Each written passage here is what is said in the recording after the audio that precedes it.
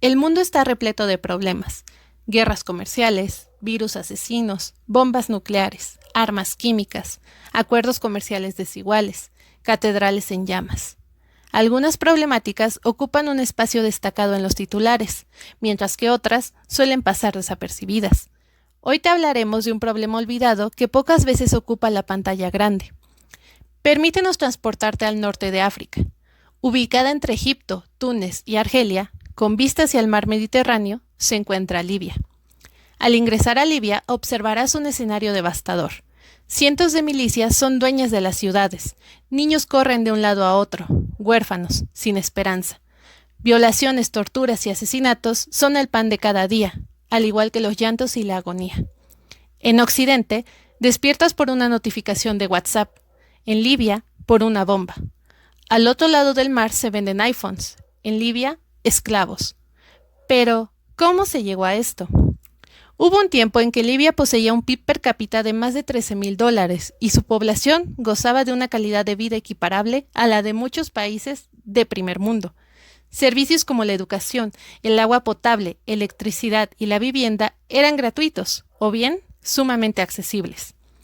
Hoy en día sus ciudades se encuentran abandonadas y destruidas a causa de una larga guerra de ya casi 9 años, resonando con el eco fantasmal de miles de personas asesinadas. Es una problemática que se profundiza mientras pasa el tiempo y que no debería ser ajena a nosotros. Todo comenzó con la primavera árabe de 2011. Lo que inició con una revuelta en la ciudad de Bengasi, en cuestión de meses convirtió el país en un caos. Numerosas manifestaciones contra el coronel Gaddafi, gobernante de la nación por 42 años, sucedieron por todo el país. Casi al instante, su gobierno fue acusado de dictatorial y violador de derechos humanos por las potencias occidentales. Es entonces cuando la OTAN, liderada por Estados Unidos, decide intervenir humanitariamente en Libia. Obviamente, los intereses de los estados occidentales eran otros. Sus verdaderos motivos fueron el petróleo libio, frenar la integración africana, que Gaddafi estaba promoviendo, e impedir la creación de una moneda única en el continente africano. Libia se estaba convirtiendo en un ejemplo a seguir para el resto de los países africanos, mientras lideraba la Unión Africana buscando el progreso en todo el continente. Para los países saqueadores de África esto no era conveniente. Así, la guerra dio comienzo.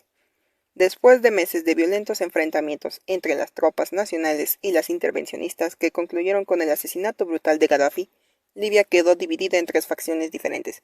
La primera figura que surgió y que quiso tomar el poder fue el Gobierno de Salvación Nacional en 2012.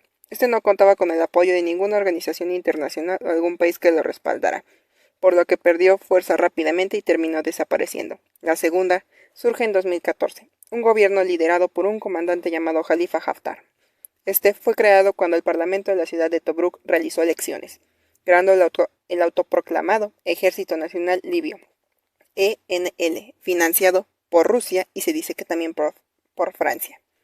Ha sido ratificado por Emiratos Árabes, Egipto y Arabia Saudita. Y el tercero, que se instaló en la capital Trípoli, que se formó con la ayuda de la ONU a finales de 2015, el llamado Gobierno de Acuerdo Nacional. Su representante es Fayez al-Serraj. Es reconocido por Estados Unidos, pero claramente no es reconocido por algunos sectores de la población libia.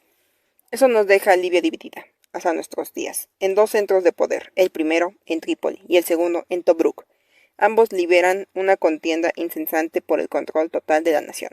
Volviendo a la situación aún más complicada, encontramos la presencia de cientos de milicias que deben su lealtad a los gobiernos en contienda, a los grupos terroristas o a sus propios intereses.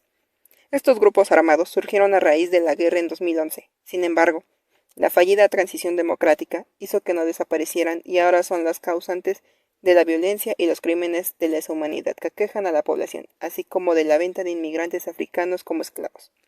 Seguramente te estarás preguntando, ¿cómo es que en un mundo donde se asegura que las guerras armadas son asunto del pasado, una problemática puede agravarse y extenderse durante tanto tiempo?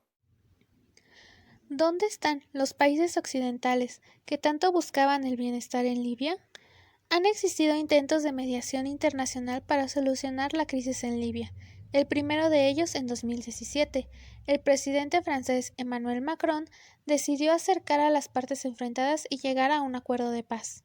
La misma alternativa fue emulada por su homólogo italiano, Giuseppe Conte, un año después.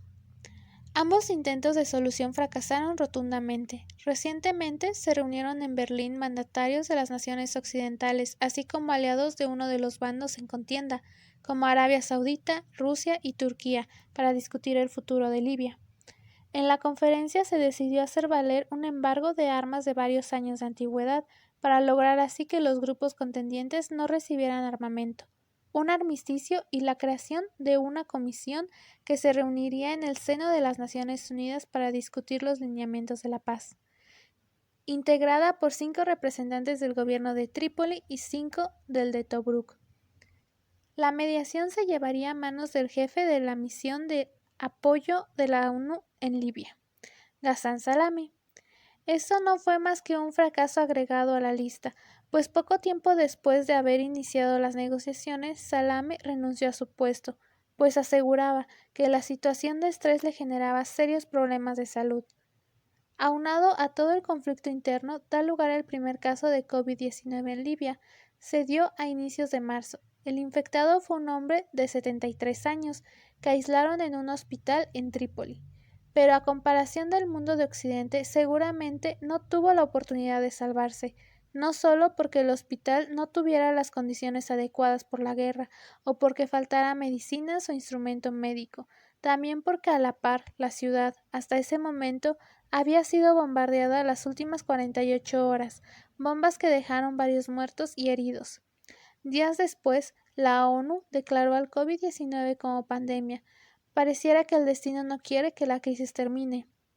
Muy poco tiempo después que se confirmara por el Centro Nacional de Salud para el Control de Enfermedades, presente en Libia, que al menos 74 personas se encontraban en cuarentena y existía la sospecha de 61 infectados. Ante tal situación, las potencias mundiales implicadas en el conflicto pidieron una tregua humanitaria para frenar el contagio del virus, pero no en Libia, claramente en sus propios países, a lo que la ONU se sumó a la petición y anunció el cierre temporal de algunos de los servicios que ofrece en Trípoli, que incluía el cierre de la oficina de registro de inmigrantes ilegales en el distrito de Fayez al-Sarraj y el centro del día comunitario en Kurji, servicios vitales para la población dañada.